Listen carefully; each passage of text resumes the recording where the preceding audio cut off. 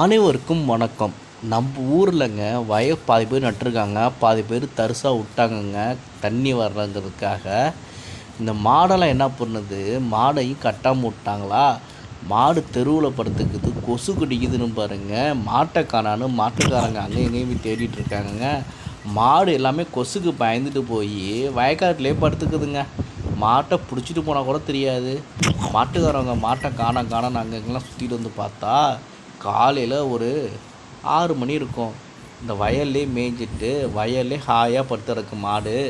சரி, இந்த மாட்டை போய் விரட்டிட்டு தெரு சைடில் விடலான்னு சொல்லிட்டு அந்த மாட்டுக்கிட்ட போய் ஒரு மாதிரி கத்துனா எல்லாம் விரிச்சிட்டு ஓடுது பாருங்களேன். மாட்டை கட்டி போட்டு வளர்த்தாதாங்க நல்லது, இல்லாட்டியும் வய நட்டவங்க வயலை போய் அழிச்சிரும். மாட்டையும் தெரியாமல் யாராச்சும் பிடிச்சிட்டு விட்டால் மாட்டுக்காரங்களுக்கு கெடுதல். இந்த செயலும் தப்பான செயலை செய்யாதீங்க. இதே மாதிரி உங்கள் ஊர்லேயும் செஞ்சால் கமெண்ட் பாக்ஸில் கமெண்ட் பண்ணுங்கள். இந்த வீடியோ பிடிச்சா லைக் பண்ணுங்கள், ஷேர் பண்ணுங்கள், சப்ஸ்கிரைப்